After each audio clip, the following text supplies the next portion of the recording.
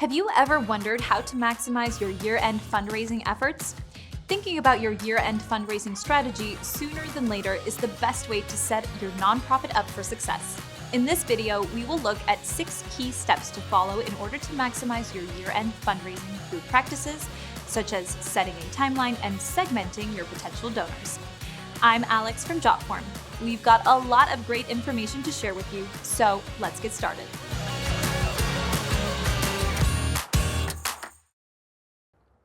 What you may not know is that almost 1/3 of annual giving takes place in December, and nearly 12% of all giving occurs within the last 3 days of the year. End of the year giving can be both an exciting and overwhelming time for fundraising professionals, and it encompasses all fundraising efforts and donations between Giving Tuesday and the New Year. During this time, donors have a better sense of their finances, and the holiday spirit inspires generosity. Though you may still be feeling overwhelmed from the previous year's end-of-year fundraising efforts, you can still take a proactive approach to this year's strategy. And now is the best time to get started. Start thinking about your year-end fundraising strategy to help you develop fundraising efforts throughout the year and set you up for growth in the new year. In order to help you through the process, we've created the following guide to maximize your year-end fundraising. The first step is to review metrics from past year-end fundraising efforts. Begin by determining how well your previous year-end campaign went, financially and strategically, and then take a closer look at your fundraising tools, donor database, and your total yearly fundraising revenue. Once you've done this, there's a couple questions you should ask yourself. How much did you raise during the last month of the year? This will give you a sense of if your strategy was successful or if there is something you should work on. How did you thank year-end donors? To encourage positive donor relationships and future engagement, you will need to show your donors appreciation. Be sure to send a thank you letter soon after the gift is made and highlight the impact that the gift will have. How many major gifts were made? On average, more than 88% of funds raised come from only 12% of donors, meaning that major donors can have a huge impact. Determine who your major donors are, as it will be important to maintain and nurture relationships with them for your future campaigns. What materials, channels, and strategies did you use? Look at the outlets and strategies from last year's campaign in order to narrow down your strategies for the current year. The next step is to consider the organization's current standing and set goals. When you have successfully evaluated your past fundraising efforts, you can start thinking about the current year. To craft an effective year-end strategy and campaign, you'll need to know what is possible, what you want to accomplish, and what your donors respond to.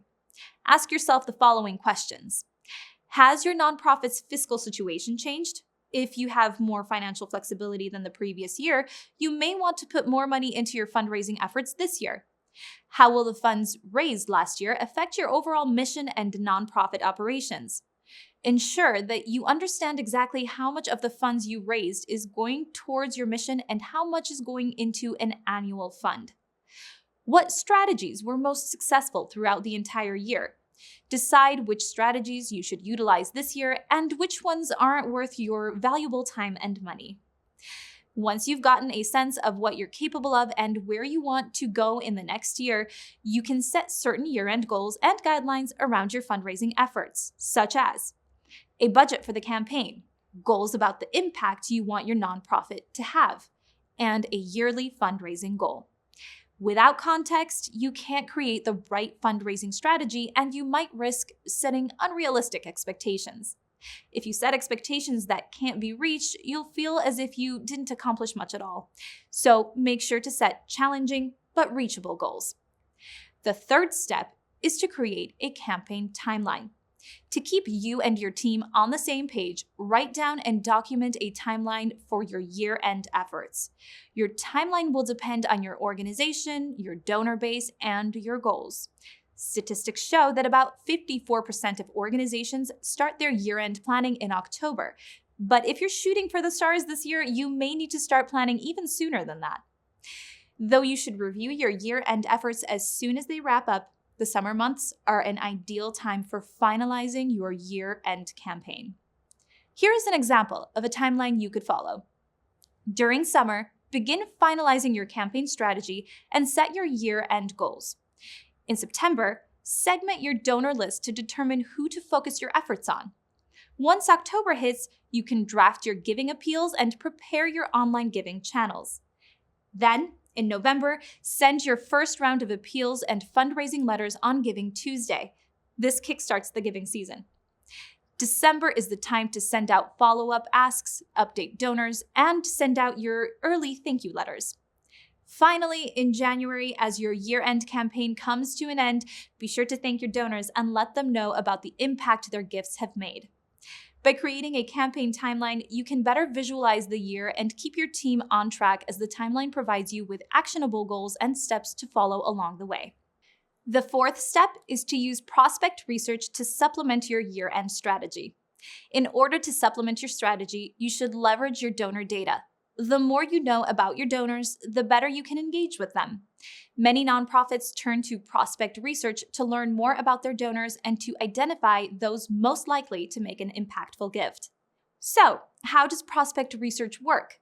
Begin by screening your donor base for certain traits and then use that data to make educated decisions.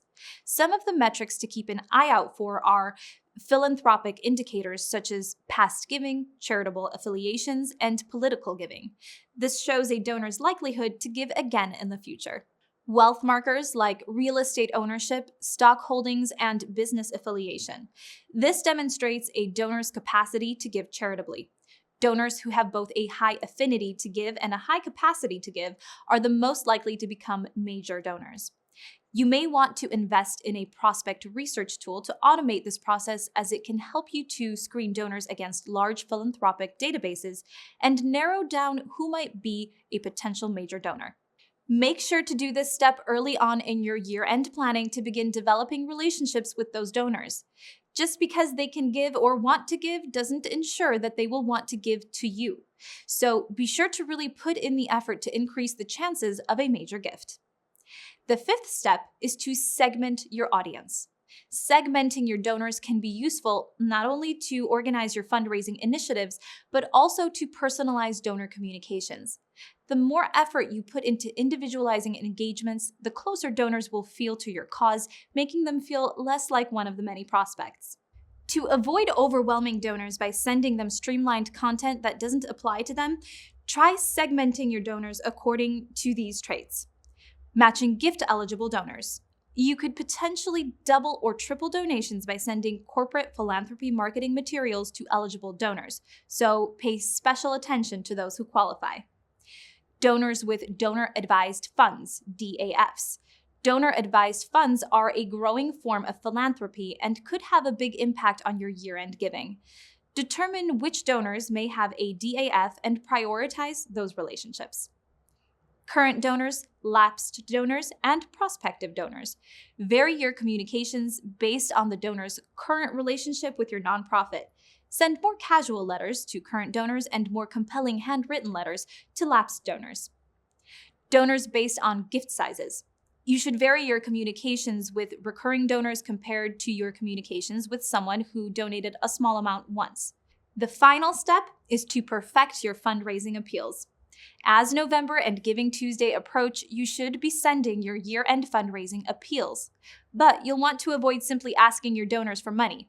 Hopefully, you've spent time throughout the year building relationships with donors you will be reaching out to, ultimately building an effective foundation for your fundraising letter.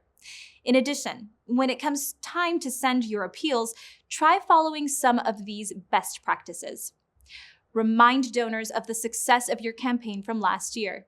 Begin your appeal with how much money was raised last year and the impact that it had. Showing a donor the meaningful work your organization can do motivates them to donate. Keep your letters donor-centric. As we mentioned before, you'll want to personalize your engagements to connect best with donors. Find the best communication channel. Ask your donors what methods of communication they prefer, whether email or paper mail. Try to stick to their preferences to make your appeals most effective. Suggest a giving level and specify the associated impact the gift will have. One great way to motivate donors is to suggest a donation amount describing what it would do for your cause. For instance, with a gift of X, we're able to provide clean water to Y amount of those in need. This shows that the donor's gift will go to a worthy cause. Of course, all fundraising appeals and donor engagements will depend on the context of the situation and the specific nonprofit organization that you work for. But if you find yourself hitting writer's block, there are many great fundraising letter templates to help you get started and re-inspired. When you enter the new year, it will be a good time to start reflecting on your nonprofit process, fundraising strategies, and the impact your organization has made on your mission. Consider your year-end efforts and how you can do even better next year. Let's take a moment to review what we learned today. To stay ahead of your year-end fundraising efforts, follow these 6 essential steps. 1.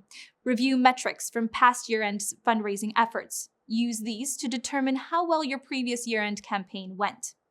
2.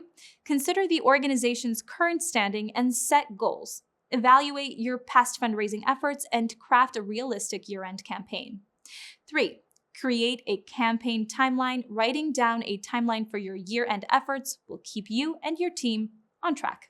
4. Use prospect research to supplement your year-end strategy. Leverage donor dates to supplement your strategy. 5. Segment your audience. Personalize communications with donors to make them feel less like one of many. 6. Perfect your fundraising appeals. To avoid simply asking donors to make a gift, follow best practices like suggesting a donation amount.